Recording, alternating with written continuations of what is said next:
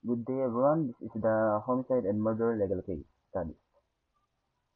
It's the fact of in 1998, Honorio Tibon was convicted for the killing of his 3-year-old son, Kingis Tibon, inside their home in Manila. The father stabbed the child with the intent to kill, leading to the victim's death.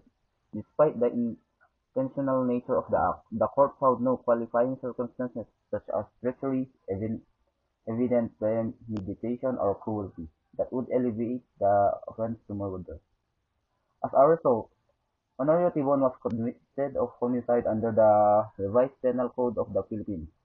The ruling emphasized that while the act was heinous and deliberate, the absence of aggravating circumstances meant that the crime did not meet the legal and requirements for murder. This case, this case highlights the importance of qualifying circumstances in classifying as killing as murder rather than homicide, even when the intent to kill is clear. The motive of the accused. The court records reveal that Honorio Tibon committed the act of extreme jealousy and personal rage. He suspected his wife of infidelity, directed his anger toward their child, believing the child was not his own. This irrational belief led to the tragic and violent act, though the court did not find evidence of premeditation or treachery, which is why the charge remained homicide and not elevated to murder.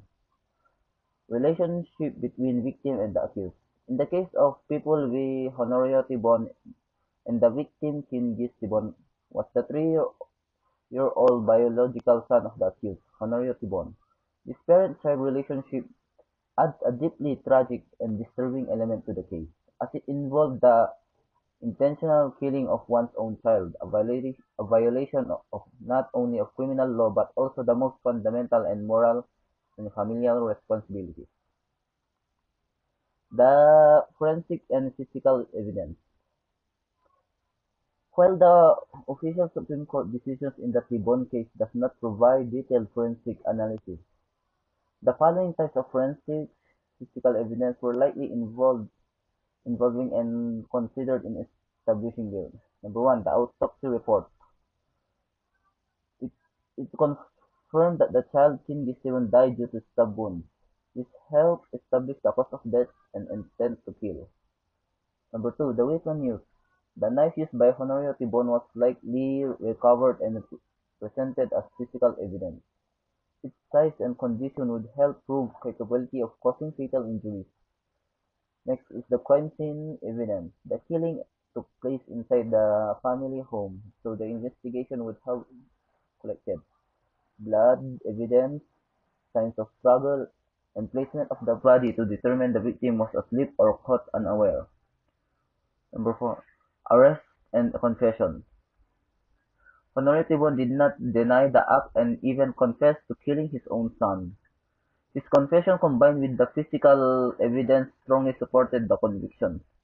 And the fifth is the absence of defensive wounds. Since the child was only 3 years old, it's likely that there is no defensive wounds, which supports the conclusion that the attack was one-sided and deliberate. Summary: the forensic and physical evidence, autopsy findings, weapon recovery, blood at the scene, and the confession establish that the killing was intentionally. However, the absence of qualifying circumstances like treachery or evident premeditation meant the crime was classified as homicide, not murder. Number 1. Accused acted with clear intent. Honorio Tibon intentionally stabbed his 3-year-old son, Ken Guess Tibon. The court found that he acted with criminal intent and full awareness of his action. There was no evidence of insanity or mental defect at the time of crime. Number 2. Motive rooted in jealousy and delusion. Tibon was reportedly consumed by jealousy and suspicion that his wife had been unfaithful, and he believed without proof that the child was not biologically his. This irrational belief led to the killing, but the court held that his mental state did not meet the legal standard for insanity.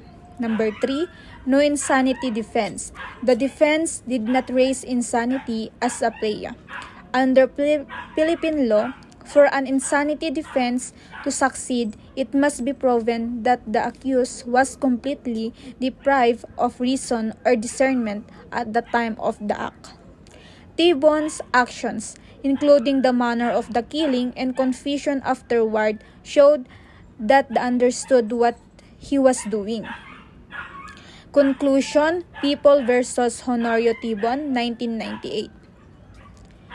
The People versus Vin Honorio T-Bon case underscores the tragic consequence of unchecked emotions, especially jealousy and irrational suspicion, that lead a father to take the life of his own child. While the act was clearly intentional, the court found no qualifying circumstances such as treachery or evident premeditation that would elevate the crime to murder. As a result, Honorio Tibon was convicted of homicide, a serious offense under revised penal code, but with a lesser penalty than murder.